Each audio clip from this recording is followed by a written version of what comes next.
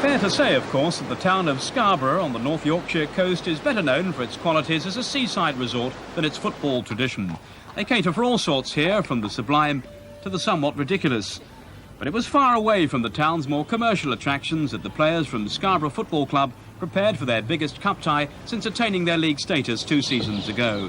The idyllic surroundings of the Hackness Grange Country Hotel set in the National Park of the North York Moors. They certainly look smart enough for the putting green. Not smart enough, though, for manager Neil Warnock's liking, as he dished out pre-match fines for the wearing of non-regulation shirts. £2, Tommy £2, Benny £2, Rico £2, £2, £1 blacks for a short sleeve. All in good fun, of course. Voting on all punishments carried proceeds to the players' end-of-season soiree. All thoughts at the McCain Stadium were on beating Portsmouth 2-2 at Fratton Park in the first leg. There were early signs on Wednesday that Scarborough in red here were in equally determined mood. Steve Norris denied on this occasion, but 10 minutes before half-time, the club's most expensive signing, £50,000 from non-league Telford, made amends in the most clinical fashion from Mitch Cook's pass.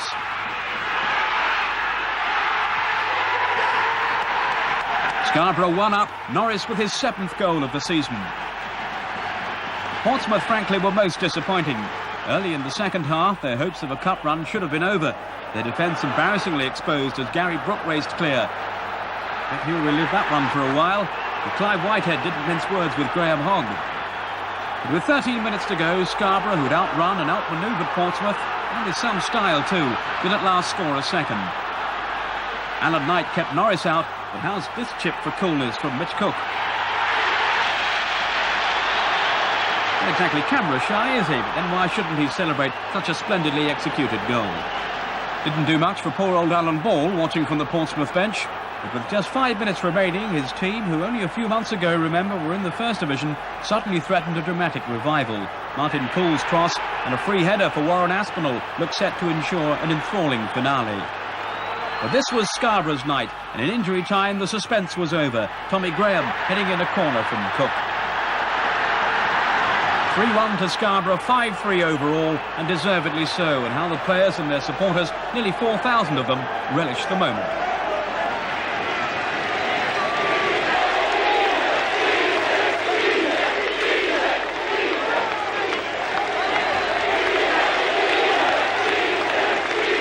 Easy, eh? Not if you're the manager, it's not.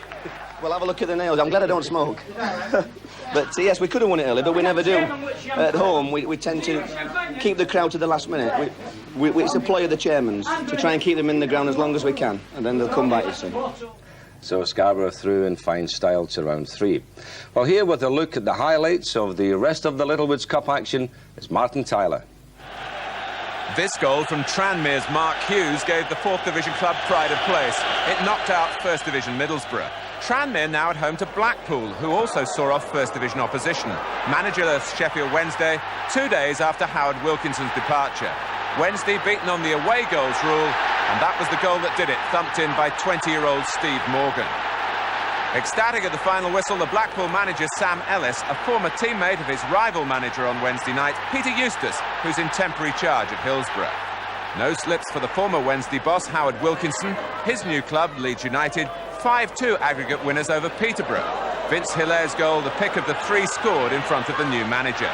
Leeds now meet the holders Luton in the 3rd round. Newcastle United, who sacked Willie McFall on Monday, saw John Hendry's first half goal make inroads into a 3-goal deficit against Sheffield United.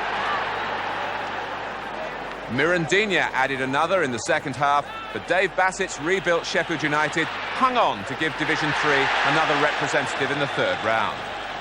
They're away to freewheeling Manchester City, who blasted Plymouth 7-3 on aggregate, Paul Molden grabbing the 3rd of 6 scored at home park.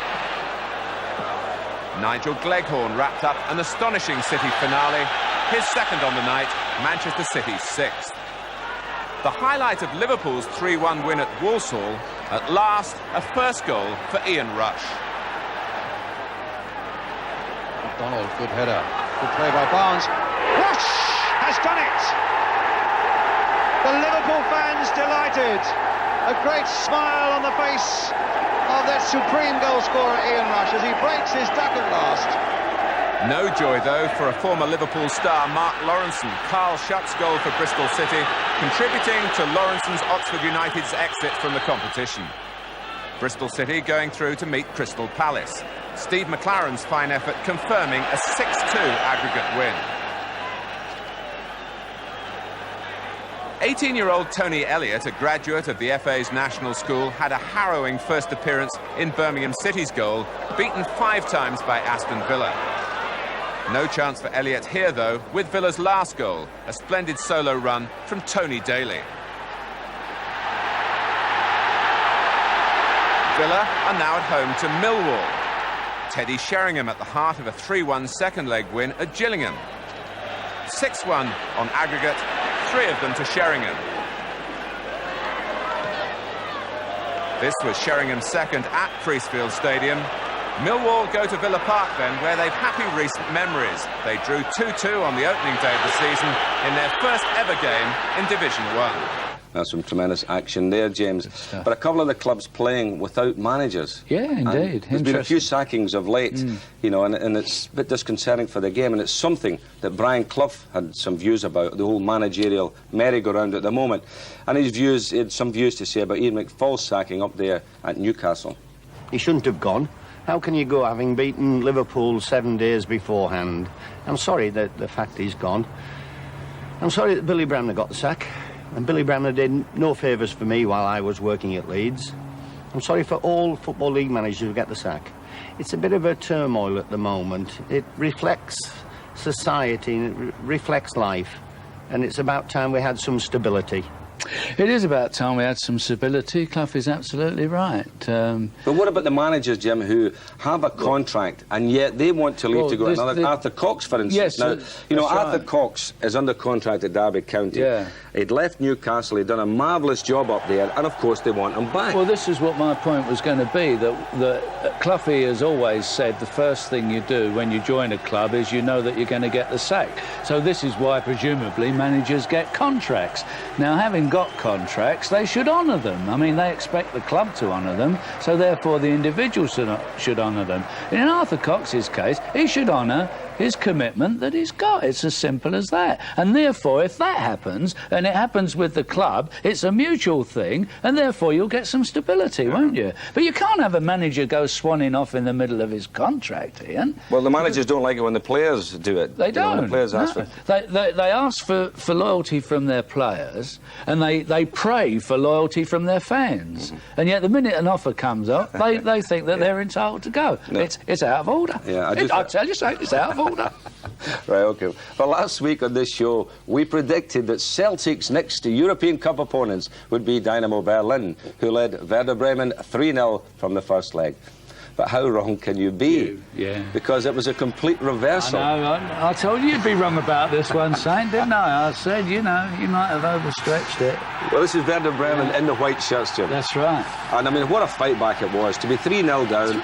In Europe, you don't expect that. Not in this day and age, this you level, don't. no. I think years ago, you may, as the first one, penalty by Kurt Zopp. I think years ago, you always give yourself a little bit of chance, but European football's become sophisticated now, and here's number 2, and what a goal that was, wasn't it? Who scored that Gunther one? Hermann, who's a new German cap. So, I mean, something for us to look. You certainly don't expect to get 3, and Celtic will have to watch their step, won't they? Because they're... Well, it's a real tough one now. I mean, we thought they'd probably gone to East Germany, but now they're going to West Germany. Yeah, they are. The Bundesliga clubs, Jim, are always good players. You know, have a lot of quality about them. Well, they fight and they work hard and they're never beaten. I mean, they do get beaten occasionally, as we all know, but their attitude is that, you know, you're always in the game, and this game proves it. Here comes up number 5. Is that Chef? That's not bad. Yeah, so that's it. Yeah, it's the old Glaswegians against the Germans, isn't it? Rangers play Cologne. Yeah. Celtic play Werder Bremen. So as you say, Glasgow versus versus Germany. A meeting of the warring nations, the Chile Jocos versus the old Germans. I tell you what, it's going to be a bit. I mean, they've split the games, you know, because the two Glasgow clubs obviously couldn't play two German teams on the same night in Glasgow. So that is something that does not surprise me at all. Right, well, that's it for this week. I'm sure next Saturday we'll have plenty of talking points following the international matches on Wednesday. First Division goals for you later in the results sequence at 4:45, presented by the Housewife's Choice, Jim Rosenthal. We'll see you next week. Bye.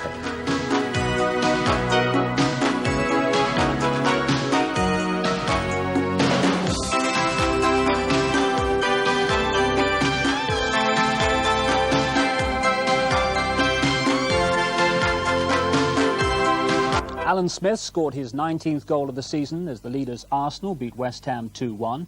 But the Arsenal players Tony Adams and Paul Davis have had to pull out of England's friendly in Greece next week because of injury. Norwich were hoping to continue their challenge away at Charlton, who are once again threatened by relegation. Charlton's recent history is of constant crisis, bankruptcy, homelessness, and then the threat never realised of relegation.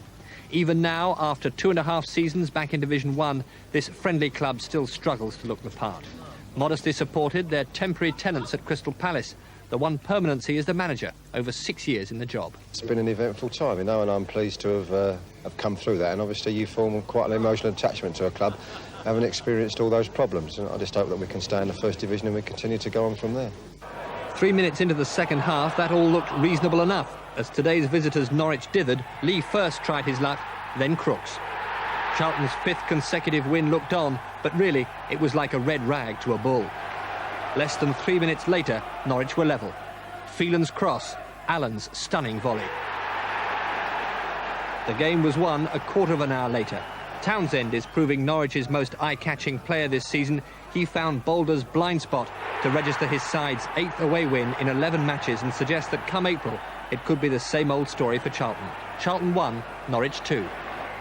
Nigel Clough scored twice for Nottingham Forest as their surge continued with a 3-2 win at Luton, and John Aldridge gained a point for Liverpool in their 2-2 draw at Newcastle.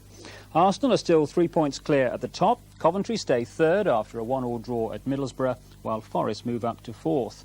Gordon Jury scored 5 for the second division leaders Chelsea in their 7-0 win at Walsall. Linford Christie